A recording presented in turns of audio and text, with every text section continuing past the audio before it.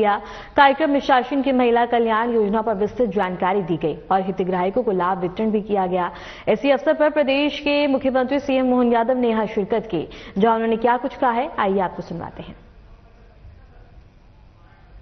पहला ज्योतिर्लिंग सोमनाथ का आज वो मंदिर आसमान से बात करते हुए आनंद के साथ दिखाई दे रहा है, तो सरदार वल्लभ भाई पटेल का बड़ा योगदान है। लेकिन अगर मैं माननीय पटेल को याद करता हूं तो यशस्वी प्रधानमंत्री नरेंद्र मोदी जी को कैसे भूल सकता हूं।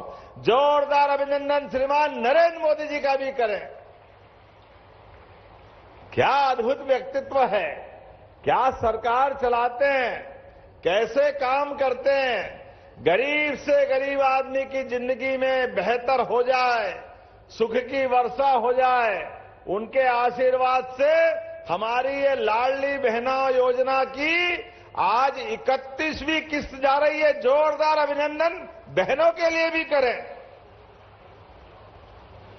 बहनें भी कितनी है मध्य प्रदेश में, 1 करोड़ 26 लाख। अंदाज तो लगाओ कितनी बड़ी संख्या है। 1 करोड़ 26 लाख और 35,000, इतनी बड़ी संख्या में। और अकेले छतरपुर जिले में 3,24,433 लाडली बहना है। हम सब भाग्यशाली हैं, इतनी बड़ी संख्या में बहनों का आशीर्वाद मिल रहा है। जय जय श्री राम। ये कांग्रेसी कहते थे कि ये सरकार केवल बनाने के लिए लाडली बहना है, ये पैसे नहीं दे सकते। सुन लो कांग्रेसी, तुमने गए साल भी बोला था, उसके 1 साल पहले चुनाव के टाइम पे तुमने कहा था कि ये देने वाले नहीं है। अरे ये हमारी सरकार है, हर महीने बहनों को खाते में पैसे आ रहे हैं। अभी यह सिंगल क्लिक से 1,857 करोड़ रुपए एक झटके में बहनों के खाते में गए। जोरदार अभिनंदन करो। 1,857 करोड़ किसको कहते हैं। लेकिन कोई बात नहीं, अभी तक हमारे इस योजना के माध्यम से लगभग 46,500 करोड़ की राशि बहनों के खाते में दी है। ये कांग्रेसी कहते हैं लाडली बहनों की राशि मत डालना, पैसे मत दो, ये बहनें दारू पी जाती है। याद रखना बहनों, जिस दरवाजे कांग्रेसी आए आप उसको कहना वापस लौट जाओ, तुम्हारा इस घर में कोई आवश्यकता नहीं है। इतने बेशरम, कैसी जुबान इनकी। ये दारू पीने की संस्कृति कांग्रेसियों तुम्हारी होगी, हमारी बहनें तो गंगा जल के रूप में पवित्र है। मैं प्रणाम करना चाहता हूं हमारी सभी बहनों को। बहनों के हाथ में पैसे जाए, बहनें एक एक पैसे का सदुपयोग करके अपने परिवार के लिए बच्चे की दवाई, बच्चे की पढ़ाई लिखाई, किताब कॉपी, पूरे परिवार के लिए वो पैसा बचाती है। और कितना अच्छा लगता है बहनों के लिए। हमारी तो साल में 1 बार रक्षाबंधन होता था, अब तो हर महीने रक्षाबंधन मनता है। हमारी लाडली बहनों का क्या आशीर्वाद मिलता है। बहनों के हाथ की बजती ताली ऐसा हमारी उम्र बढ़ाती है और कांग्रेसियों की छाती धक धक धक धक धक करती रहती है। जाकी रही भावना जैसी, प्रभु मूरत देखी दिन तैसी। कांग्रेसियों ने, तुमने कभी 2 पैसे हाथ में बहनों को नहीं दिए। ये तुम्हारी सरकार के समय कितने कष्ट उठाती थी बहनें।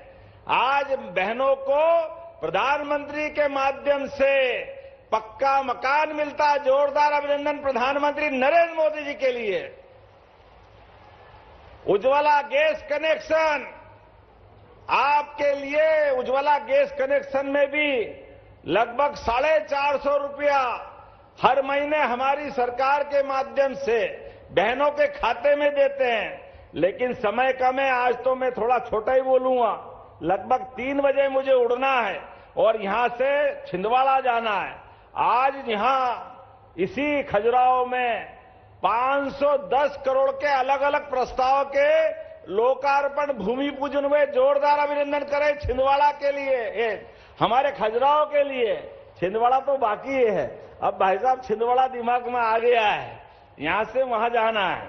मैं मान के चलता हूं, आज जब आपसे बात कर रहा हूं तो 270 करोड़ के 55 लाख की लागत से 9 विकास कार्यों का भूमि पूजन। जोरदार अभिनंदन करें इतने बड़े काम के लिए। और 240 करोड़ के 20 विकास कार्य का लोकार्पण। जोरदार अभिनंदन इस बात के लिए भी। लोकार्पण 4 सांदीपनि विद्यालय, जहां बच्चे पढ़ेंगे लिखेंगे आगे बढ़ेंगे। 5 हॉस्पिटल, 5 उप स्वास्थ्य केंद्र, 1 सामुदायिक स्वास्थ्य केंद्र। जोरदार हॉस्पिटल की ये सौगातों के लिए। बताने के लिए तो बहुत कुछ है, लेकिन बड़े बड़े काम बता देता हूं।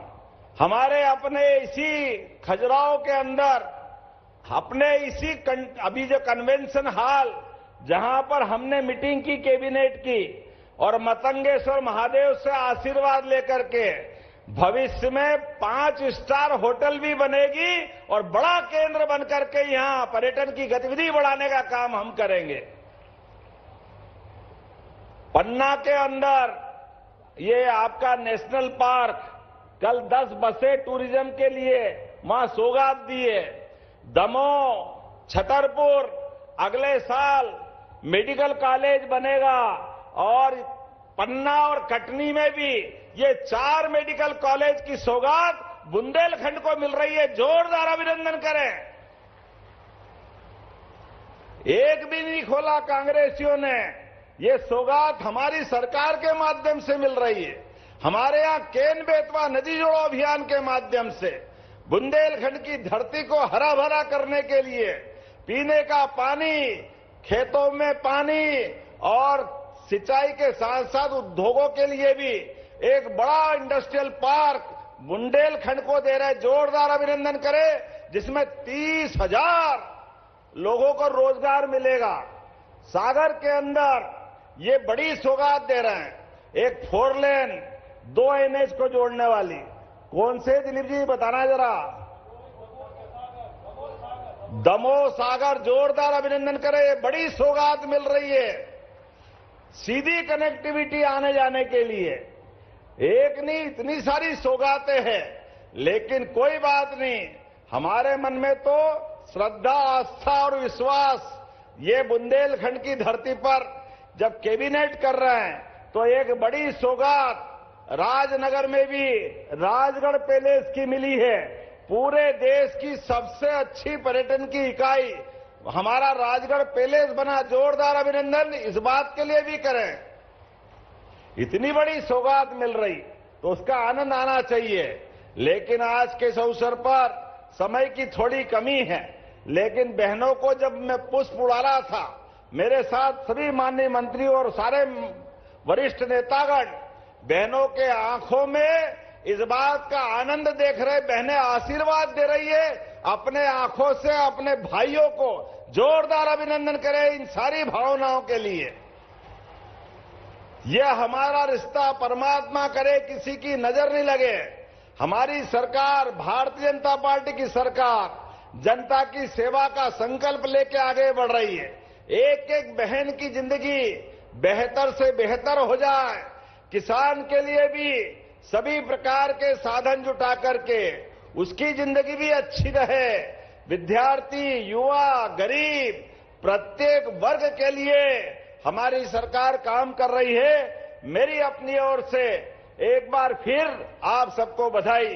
अपने स्थान पे खड़े हो जाए, दोनों हाथ की मुट्ठी बांधे और संकल्प ले, जब तक कि अपने सारे क्षेत्र के अंदर हमारी सरकार का विकास का ये रथ चलता रहेगा।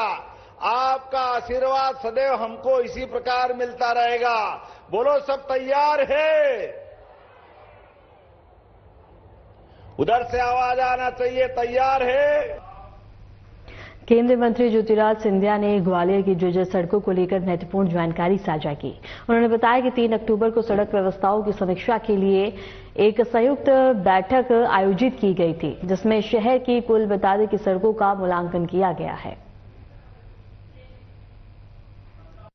सड़कों की हाल हम लोग ने 3 अक्टूबर में संयुक्त बैठक ली थी।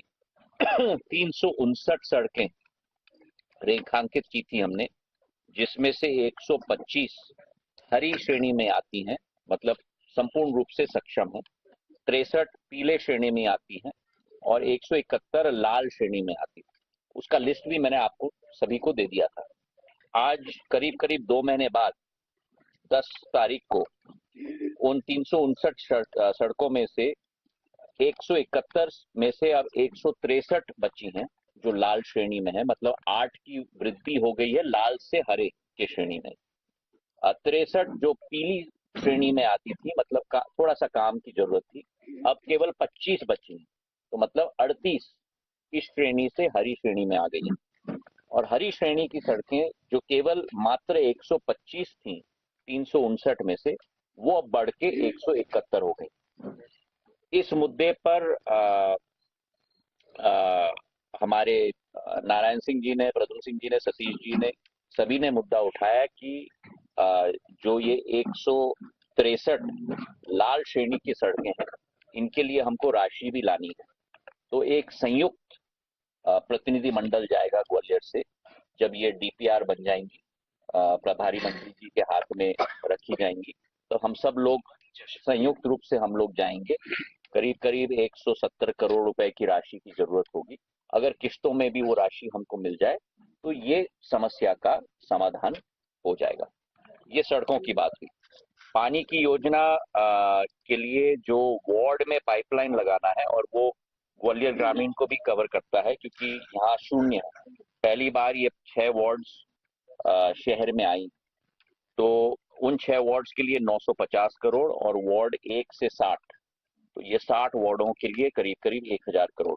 ये 1950 करोड़ की डीपीआर 19/12 तक, 19 दिसंबर, मतलब कि अगले शुक्रवार तक तैयार हो जाएगी और हम लोग भोपाल भेजेंगे और फिर उस पर हम लोग कार्रवाई करेंगे। सागर में बड़ा हादसा हुआ है, जहां बता दें कि सड़क हादसे में 4 जवान शहीद हो गए। मुरैना में बीडीएस के 4 जवानों की मौत हो गई है, एक गंभीर रूप से घायल भी है और जवान का इलाज जारी है। बालाघाट से बता दें कि ड्यूटी से लौट रहे थे जवान जिस वक्त ये बड़ा हादसा हुआ है। और इसके साथ ही सागर से एक खबर हम आपको बता रहे हैं, जहां बड़ा हादसा हो गया और इसके साथ ही बता दें कि जवानों की मौत हो गई है और एक गंभीर रूप से घायल है, जिनका इलाज जारी है। बालाघाट से ड्यूटी से लौट रहे थे जवान जिस वक्त ये हादसा हुआ है। इसके साथ ही एक खबर हम आपको सागर से बता रहे हैं, जहां बड़ा हादसा हुआ है।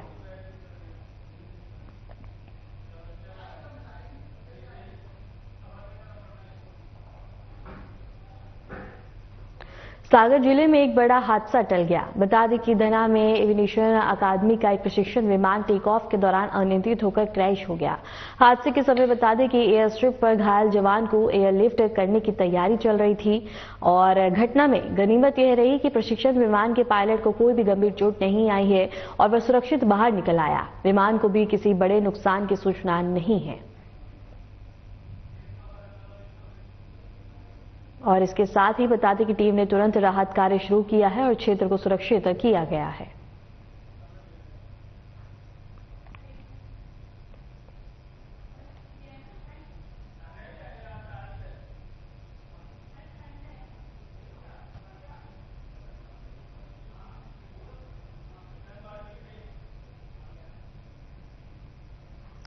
मध्य प्रदेश में पहाड़ी क्षेत्रों से आ रही बर्फीली हवाओं से ठंड का बता दें कि 3rd डिग्री टॉर्चर अब शुरू हो गया है।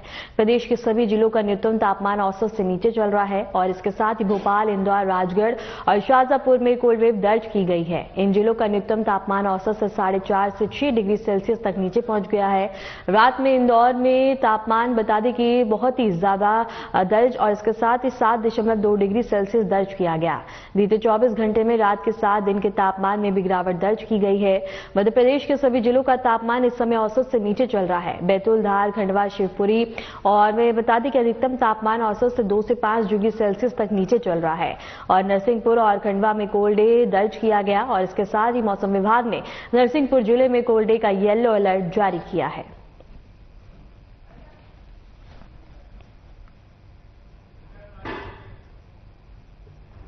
खबर भोपाल से है, जहां करनी सेना के प्रदेश अध्यक्ष चेतन सिंह राजपूत ने आईएएस अवार्ड वापस करने की मांग उठाई है।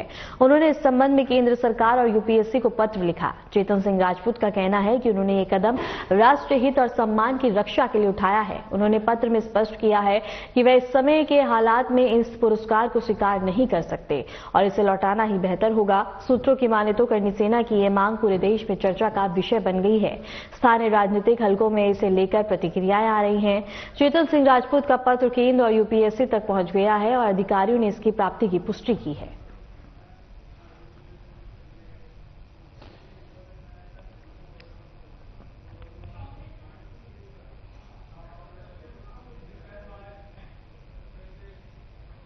इंदौर में लगातार बढ़ते अपराध और नशाखोरी और शहर की अव्यवस्थित प्लानिंग को लेकर कांग्रेस और यूथ कांग्रेस ने कलेक्टर कार्यालय पर उग्र प्रदर्शन किया। इस दौरान बड़ी संख्या में बता दें कि कार्यकर्ता सड़कों पर नजर आए और प्रशासन के खिलाफ जमकर नारेबाजी भी की। प्रदर्शन को रोकने के लिए पुलिस को बैरिकेडिंग करनी पड़ी, जिससे स्थिति तनावपूर्ण हो गई। प्रदर्शन के दौरान जब कांग्रेस कार्यकर्ताओं ने कलेक्ट्रेट में घुसने का प्रयास किया तो उनकी पुलिस के साथ धक्का मुक्की और झड़प भी हुई। स्थिति को नियंत्रित करने के लिए पुलिस ने बैरिकेडिंग्स लगाए थे, लेकिन कार्यकर्ताओं का जोश कम नहीं हुआ। भीड़ को तितर बितर करने के लिए पुलिस प्रशासन को वाटर कैनन का सहारा लेना पड़ा और कार्यकर्ताओं पर पानी की तेज बौछारें छोड़ी गई। इंदौर शहर यूथ कांग्रेस अध्यक्ष अमित पटेल ने मीडिया से चर्चा में बताया कि प्रदर्शन शहर में बेलगाम होते अपराध, भ्रष्टाचार और युवाओं में बढ़ती नशाखोरी के खिलाफ है। उन्होंने आरोप लगाया कि प्रशासन अपनी जिम्मेदारी निभाने में विफल साबित हो रहा है और आम जनता की कहीं सुनवाई नहीं हो रही है। नेताओं का कहना था कि सरकार जनता की परेशानियों से कोई भी सरोकार नहीं रही है।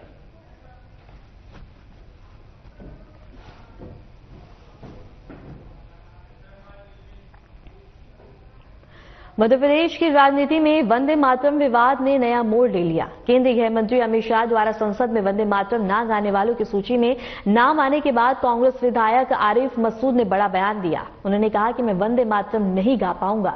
मसूद का बयान सोशल मीडिया पर वायरल हो गया है, जिसके बाद बीजेपी ने कांग्रेस पर तुष्टीकरण का आरोप लगाते हुए पलटवार किया।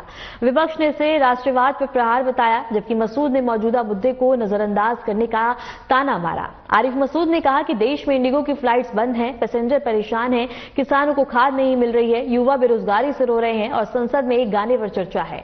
यह चिंता और अफसोस की बात है। मैंने विरोध नहीं किया, बस कहा है कि मैं ये गाना नहीं गा पाऊंगा। आजादी की लड़ाई में वंदे मातरम उनके मुंह पर नहीं था। हम झंडा थामे गोलियां खा रहे थे और उन्हें बोलने का अधिकार नहीं है, मसूद ने कहा।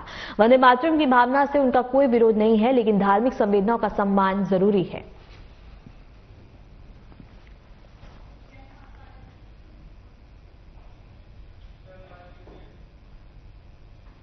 पौष माह के कृष्ण पक्ष की बता दें कि 7वीं तिथि पर बाबा महाकाल मंदिर में हजारों भक्तों की भारी भीड़ देखने को मिली। विशेष अवसर पर बाबा महाकाल को भगवान कृष्ण के स्वरूप में अलंकृत किया गया। उनके माथे पर बता दें कि वैष्णव तिलक लगाया गया और मोर पंख से बता दें कि रूप ने श्रद्धालु का मन मोह लिया।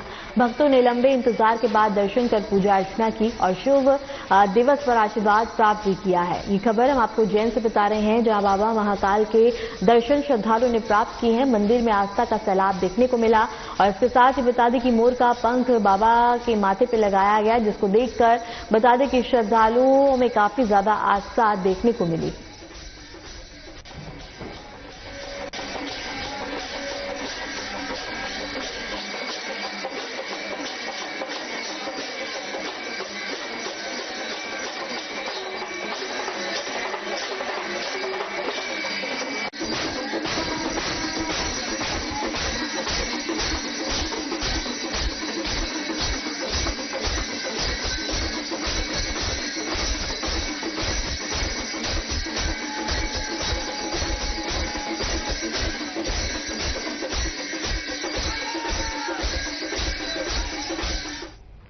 खबर उज्जैन से है, जहां नगर निगम ने ऐसा कदम उठाया है जिसने पूरे शहर में हलचल मचा दी है। शहर के चर्चित इंजीनियरिंग कॉलेज पर नगर निगम ने ताला जड़ दिया। नगर निगम का यह एक्शन अचानक हुआ है और कॉलेज प्रशासन भी हैरान रह गया। बताया जा रहा है कि निगम की कई नीतियों और नियमों का उल्लंघन को लेकर बीते कई महीनों से नोटिस जारी किए जा रहे थे, लेकिन जब बार बार चेतावनी के बावजूद कॉलेज प्रशासन की ओर से कोई ठोस कार्रवाई नहीं हुई है।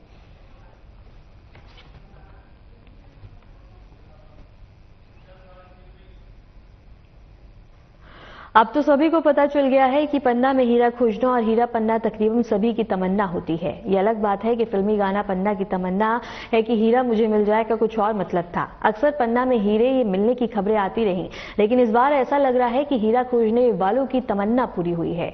यहाँ बीते 24 घंटे में यहाँ 2 बड़े हीरे मिले हैं, जहाँ बता दें कि 15.34 कैरेट का कीमती हीरा जमा हुआ था। वहीं खुजराहो निवासी राजेंद्र सिंह की किस्मत भी चमक गई। उन्होंने 3.39 कैरेट का जेम क्वालिटी का हीरा मिला है। जानकारी के अनुसार इस हीरे की कीमत करीब 10 से 12 लाख रुपए बताई जा रही है। हीरा पाने वाले राजेंद्र सिंह ने बताया है कि हीरे को ऑफिस में जमा कर दिया गया है, अब इसे नीलामी में रखा जाएगा। और उन्होंने बताया कि कुछ साल पहले उन्हें हार्ट अटैक आया था और पिछले साल बता दें कि वह खेती किसानी करने में सक्षम नहीं रहे। फिर वह पन्ना पहुंचे और बता दें कि जुगल किशोर सरकार के चरणों में प्रार्थना पत्र हीरा खदान लगाने का संकल्प लिया।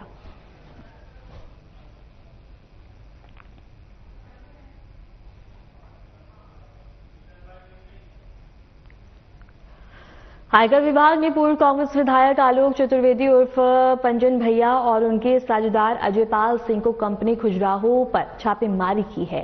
कार्रवाई के दौरान विभाग की टीमों ने कंपनी के कई कारखानों, दफ्तरों और खनन स्थलों पर दस्तावेज और वित्तीय रिकॉर्ड भी तलाश लिए और छापे का उद्देश्य आय और संपत्ति से जुड़े लेन देन की जांच करना बताया जा रहा है।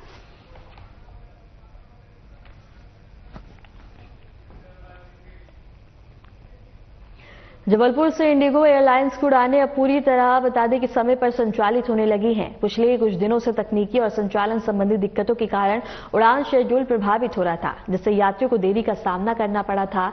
एयरपोर्ट प्रबंधन और एयरलाइन द्वारा आवश्यक सुधारात्मक कदम उठाए जाने के बाद अब सेवाएं सामान्य हो गई हैं। अधिकारियों के अनुसार सभी उड़ानें निर्धारित समय के अनुसार ही चलेंगी, जिससे यात्रियों को राहत मिलेगी।